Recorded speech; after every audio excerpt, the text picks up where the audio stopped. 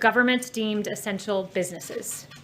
Justice Gorsuch in the ruling said this as he rolled back Governor Cuomo's restrictions on places of worship.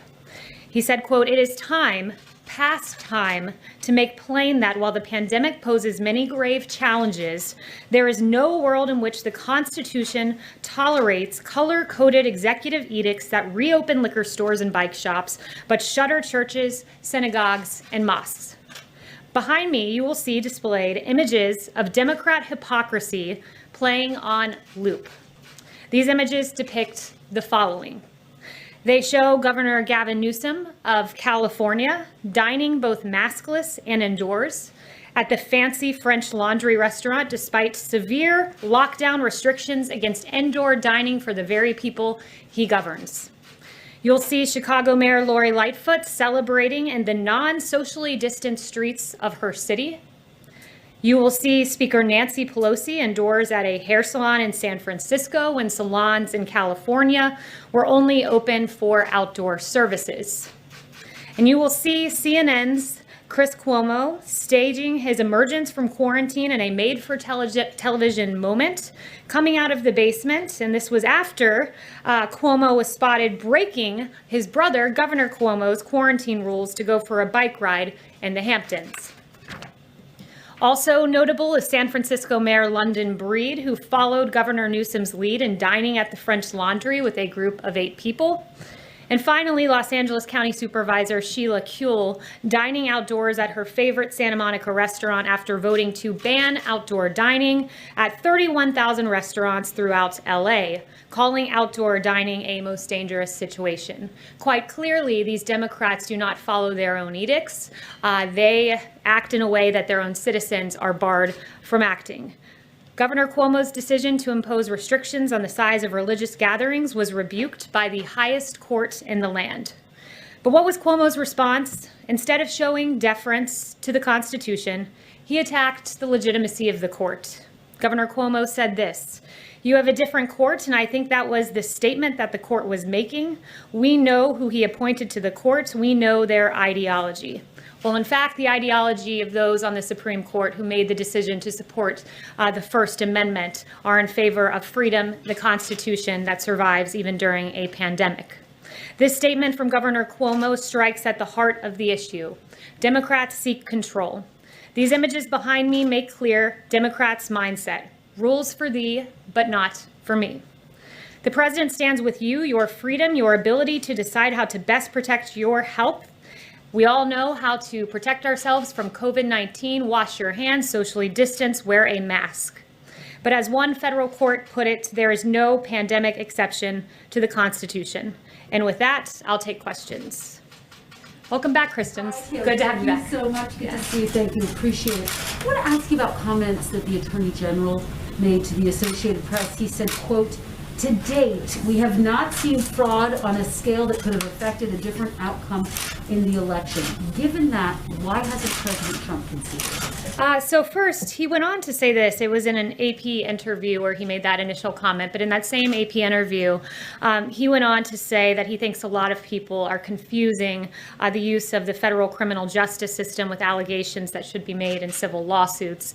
And he discerned the fact that he said, quote, "There's a growing tendency to use the criminal justice system as sort of a default fix-all. And the campaigns litigation is all civil litigation, which is apart from something that the DOJ would be involved in." Follow up with you on that of more than 40 cases that have been brought by the president's legal team. The majority have been denied or dismissed. The election results have been certified in all of the battleground states. Does the president still think he has a path to win? The president has said that he believes all legal votes should be counted and all illegal votes should not be counted. And in fact, the campaign is pursuing that litigation. I can't get into the details of that litigation here, but they still do have active cases in Nevada and Wisconsin. But how does he overturn the results when they've already been certified in these battleground states, Kayleigh? Again, the president is just looking for every legal vote to be counted, and I will leave it to the campaign to pursue their end. And one more, does he have faith in Attorney General Bill Barr? Does he still have confidence in Bill Barr? The president, if he had personnel announcements, will be the first to know it. Yeah. We'll go for Janet. Thank you. 2 questions. Has the president then spoken to Attorney General Bill Barr since these comments came out yesterday? I'm not aware if they've spoken. Attorney General was here yesterday for a pre-planned meeting with the Chief of Staff, and they discussed an array of issues, but I'm not aware if the President has spoken to him directly. Has the President considered any preemptive pardons to any of his kids? Has he talking to Attorney Giuliani about this? I've heard no mention of any pardons in any conversations I've had in the White House other than the pardon of Lieutenant Flynn, a 3-star general who I've discussed from this podium before, who had his life ruined. He was a valiant hero who served his country both on the battlefield and then came to work in government. And what happened to him was there was an FBI note that said they wanted to get Lieutenant General Michael Flynn to lie. There then was a criminal leak of his identity in a phone call he had. He was told no lawyers were needed in the discussion the FBI was having with him. FBI investigators then after said they did not think that Lieutenant General Michael Flynn was lying, but yet he was still pursued in an unjust manner, and the government failed to provide the original FBI 302s from that interview. It was an egregious miscarriage of justice, and we're finally glad that justice was served for a war hero, Lieutenant General Michael Flynn. David. Is the President planning to announce his 2024 candidacy in a formal event here at the White House before January 20th or even on January 20th? I've not heard any discussions of that. I'm aware of the reporting, but the President's campaign is currently pursuing active litigation, and that is the focus, at least at the moment. You heard his comments last night. It sounds like he's planning to run again. Do you know if that's a fact? I haven't spoken to him about that again. His campaign is pursuing litigation. I would redirect you to the campaign. Yeah. Yes. Mark Meadows has been meeting with Commissioner Hahn. What is being discussed? And also, did the White House get a heads up that the UK was going to be approving the Pfizer vaccine? I'm not aware of any heads up that we were given, but what I will say about Dr. Hahn is it is par for the course for the Chief of Staff to meet with him as we're trying to save American lives with a vaccine in record time. In fact, 2 vaccines, not only a vaccine in record time. You heard Moncef Slaoui say a vaccine normally takes anywhere from 4 years to 25 years. He said that in an interview last week, and this was in 10 months. It's remarkable progress, but we still want to make sure that it comes as fast, as expeditiously, but as safely as possible, because we know by that each day that passes, there are more American lives at stake. So we want to make sure it comes out as quickly as the data allows it to, and we will have 40 million doses by the end of the year, which is a tremendous achievement, not just to have gotten a vaccine in this time, but to have produced 40 million in advance. It's having a businessman as president. It's the Trump vaccine. Yes, Justin. Thanks. I had a couple policy things, but first I just wanted to go back to what you said about personnel.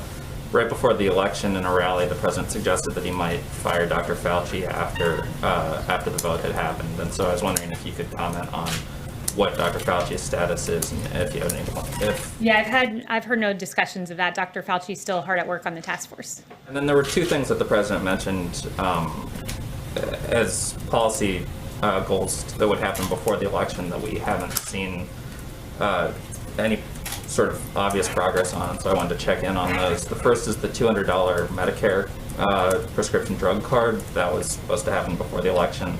Seems to have sort of vanished, so I was wondering if you could give an update on that. Let me follow up with the Chief of Staff on that. I haven't heard any current discussions about it, but I will follow up with you. He had also promised an immigration order, an executive order on immigration that would protect dreamers. Again, he promised that before the election.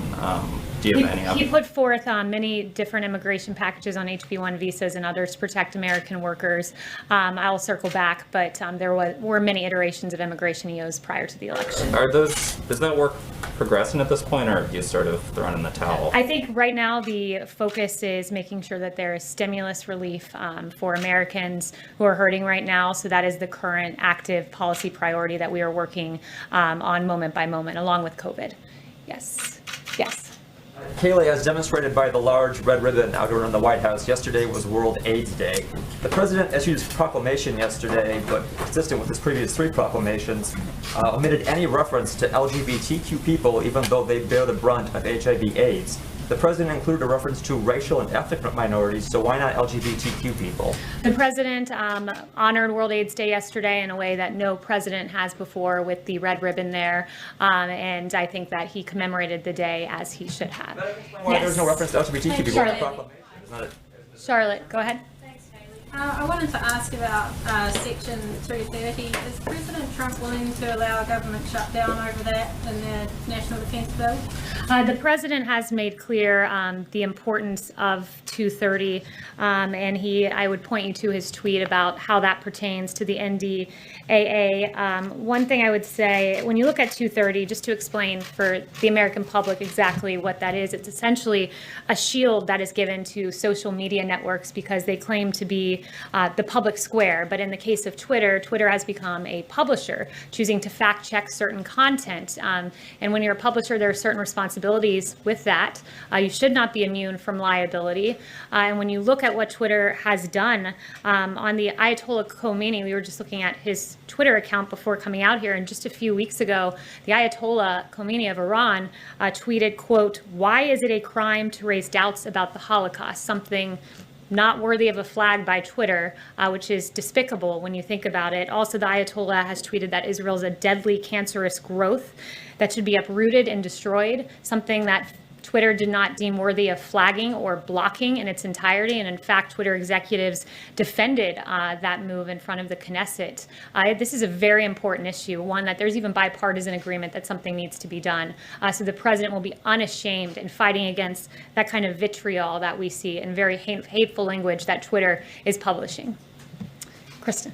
Thank you, Kayleigh. Just one more question about Section 230. The Democratic chairman of the House Armed Services Committee, he put out a statement essentially saying that these two things are not related, Section 230 and something as big and important for our national security as the NDAA. So I just want to be clear here, is President Trump seriously considering and talking about vetoing the NDAA over Section 230? Yes, the president is serious about it. And I noted, when you have other world leaders that are making calls for genocide and Twitter not finding that worthy of flagging or blocking. Beyond that, you look at China, who's putting out disinformation. China tweeted out, I believe it was 6 days ago, I think it was November 25th, that COVID-19 did not originate in Wuhan, something that was not deemed worthy of flagging by Twitter. There are real grave concerns here, and the president stands by that.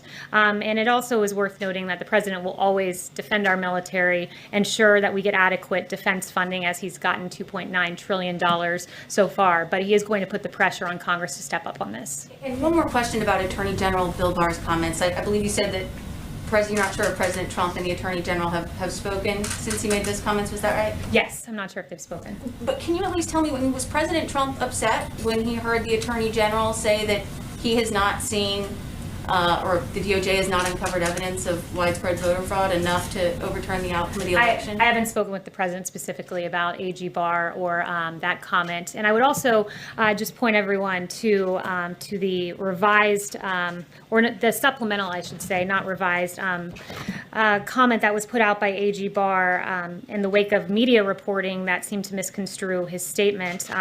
He said that some media outlets have, not he, I should say, the DOJ spokesperson, some media outlets have incorrectly reported that the department has concluded its investigation of election fraud and announced an affirmative finding of no fraud, and that is not what the AP reported nor what the AG stated. I think a lot of the media didn't read beyond that one comment to the civil part versus the criminal part. Well, I think maybe the discrepancy is, you have members of the Trump campaign coming forward and saying that there is hard evidence of widespread voter fraud enough to overturn the outcome of the election, and then you have the nation's top law enforcement officer, the Attorney General, saying if there is, he hasn't seen it. Well, the Attorney General was speaking to what has come before his desk. And again, I'd point you to the campaign for specific questions on this, but I would just say generally they are pursuing civil litigation, which in fact the Attorney General explicitly said some of this is meant more for civil litigation, which is what the campaign is currently pursuing. Kevin. Kayleigh, is the president seriously considering skipping the inauguration? I'll leave that to the president to make his announcement. He tweeted something to the effect of he knows what his decision is and he'll make his decision at the right time. What rationale could he possibly have for skipping? I'm not going to speculate on the president's decision. I'll leave that to him to announce it. Just one follow-up. There was a report yesterday on federal officials investigating a potential bribe for pardon scheme. Has anybody at the White House been questioned by federal law enforcement officials regarding potential bribes for a pardon? No, and in fact, a DOJ official said yesterday that no government official was or is currently a subject or target of the investigation disclosed in this filing. Yeah, Andrea. So thanks for taking my question. I wanted to ask about FBI Director Wray. Though it looks like President-elect Biden wants to keep him in the job, does that change the president's perspective on FBI Director Wray, and does he retain full confidence in him? No, I have just a quick follow-up. Yeah, he's made no assessments, and at least in my presence, about that. And if we have any personnel announcements, we'll let you know. Okay, great. Can I just follow up on the vaccine issue? You said 40 million doses. I recall the president saying, and perhaps even you saying, that you were looking for 100 million doses by the end of the year. That 40 million is quite a bit short. So can you just clarify that number? So there are currently 6 vaccines that we have identified as vaccines that we were hopeful would come to fruition. And with several of those, if not each of them, I can follow up with you on the exact number. We have manufacturing contracts. So we have manufactured doses with several of these, but they have to come to completion. So with each new vaccine that comes, along with that will come millions and millions of doses that have already been manufactured in time. But currently, of the 4 vaccines in phase 3 clinical trial, Moderna, Pfizer, AstraZeneca, and Janssen, 2 of those have gotten to the point of applying for an EUA. So really, it's incumbent on the manufacturer and those going through the phase 3 clinical trial to get that data to us, and then it's manufactured and ready to go. So the moment someone else gets to a 94% effectiveness rate or whatever the barometer is, we will have those doses. Yes. Yes. Yeah, thanks, Kayleigh. I have just 2 quick questions, if I could. Georgia officials have said election workers there are facing threats because of the president's false claims about winning the state and his rhetoric about the election. Does the president condemn threats against election workers, or does he take any responsibility for those threats? We condemn any threats against anyone. There's no place for violence. What I will say, though, too, is that the president's lawyers, they were doxxed by a left organization. Their private information put out, so we're seeing that happen to people on both sides of the argument, and there's no place for that ever anywhere. And then just real quick, the CDC director today said that the next few months could be among the worst public health months in American history. I wonder, does the White House, is it setting a good example for the public for the White House to be holding in-person holiday parties at a time when the CDC and other organizations are asking Americans to forego those kinds of celebrations for their own safety? Yeah, so, if you can loot businesses, burn down buildings, engage in protest, you can also go to a Christmas party. You can celebrate the holiday of Christmas, and you can do it responsibly, which is why the East Wing has noted that they'll have smaller guest lists, masks are going to be available, social distancing is going to be encouraged, hand sanitizing stations, among other measures. But we will engage in the celebration of Christmas, and there will be a Hanukkah celebration as well. Yes. Yes. Meredith. Thanks. Does President Trump, has he had any kind of conversations with allies on Capitol Hill about challenging Joe Biden's electoral college vote with Congress? We saw one of his allies today said he plans to do that. Is that a conversation that the president's had at all? Not that I'm aware of. Ines. Oh, yes. The White House Coronavirus Task Force is privately telling governors that Americans under the age of 40 who gathered with people outside their households at Thanksgiving are dangerous to others and should isolate immediately. Why is the White House not publicly sharing that same information with Americans? You said that was in a, what document was that? The White House Coronavirus Task Force is privately telling governors. That those Thanksgiving celebrations there's CDC guidance out there as to when you should and should not isolate, so I would point you to that. That's all been publicly available since the beginning of all of this. Christian. Yeah, thanks, Kayleigh. So if some version of the defense authorization makes it to the president's desk with language that terminates Section 230, would he sign it into law, even if there's language in there that renames bases bearing Confederate, names or named after Confederate officials. Yeah, he's said before he's very much against the Warren Amendment, and public polling is with him on that. How that intersects with the 230 tweet, I will have to follow up with him about. I don't know if that position has changed given what he tweeted recently, but I will follow up on that. And then on China, Yes. Joe Biden told the Times that he doesn't want to roll back the China tariffs or the phase 1 trade deal. Do you know if the president plans on reaching out to Mr. Biden to talk about, China trade, since it's been such a hot policy issue, or any other policy really, before January 20th? I'm not aware of any plans of that at the moment, but if I do, I'll let you know. Yeah. Meredith. You gave some examples of, lawmakers who've been talking about COVID, but I am curious, where has President Trump been in offering public leadership on this topic of the coronavirus, especially as we've seen cases surge? We haven't seen the president make any sort of public comments or even tweets about this surge in cases. So I'm curious what sort of examples you have.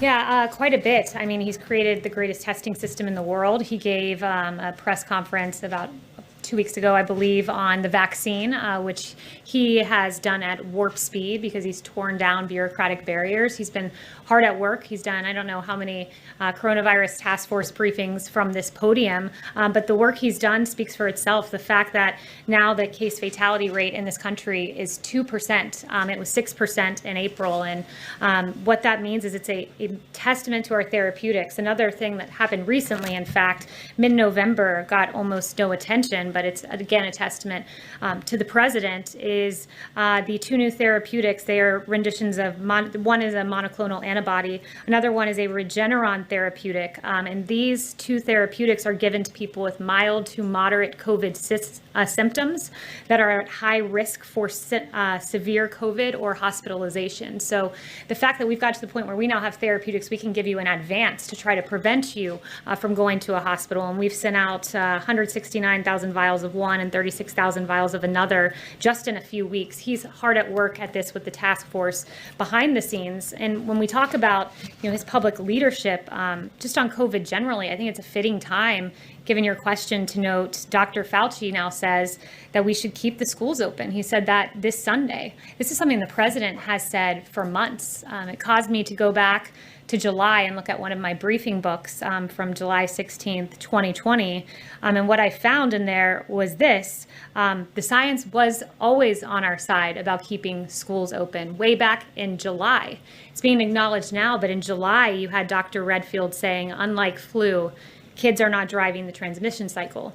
You had Dr. Atlas, who's been a leading voice on keeping the schools open, saying everyone else in the Western world, our peer nations are doing it. We can do it. This was back in July. We had a study from the Netherlands about few reports of infections from schools that had stayed open. This was back in July. You had a Yale School of Public Health professor named Albert Coe saying that the bottom line is the impacts of COVID-19 on children is minimal or very low compared to other groups. There was a Lancet quote to that same effect. This was back in July when the president was saying, keep the schools open. I'm looking at the science. It's detrimental to keep kids out of school. But what were Democrats saying? When the president was following the science, here's what Democrats were saying. You had Governor Gavin Newsom say this: I'm not taking pressure from Trump on opening schools. You had Governor Cuomo saying it's not up to the president about opening schools as schools were shut down. You had Mayor de Blasio, who interestingly reversed himself this week, and now kids can go back to school. But back in July, when the science was on our side, he was saying what we won't do is ignore the science and recklessly charge ahead like our president, who was always following the science. You had Jennifer Rubin tweeting that now he wants to kill your kids. I'm not sure how that's responsible reporting. And then you had Anderson Cooper saying that he actually just doesn't care about kids at all, nor the health of their teachers and parents. And you had the American Federation of Teachers and the National Education Association railing against the president as well. The president's followed the science. He's also kept in mind we have a constitution, and he will be unashamed and always advocating for the science and the best interests of the children of this country. Thank you very much. Crush that, Katie. All right, everyone. Thank you for tuning in. Don't miss it. Sidney Powell and Lynn Wood have a press conference in Atlanta starting at about 2 p.m. Eastern time. We will be live within about 20 minutes or so. You can see it on our YouTube channel. We need your support, rsbnetwork.com/donate, because we are everywhere. We are the only ones that are actually traveling to these events. We were in Michigan yesterday. We're in Michigan today. Tonight, Rudy Giuliani, 6 p.m. Eastern time, will be speaking before the Michigan State Oversight Committee there. We were in Arizona the other day. We are not going to stop until every last angle option is exhausted. So pray for us and support us. rsbnetwork.com/donate. We're viewer supported. Rely on your support. Thank you so much. God bless. Visit mypillow.com. 66% off. Up to 66% off, I should say. And get your Christmas shopping done. That helps us as well. We'll see you in just a little while for the press conference in Atlanta. Thank you again.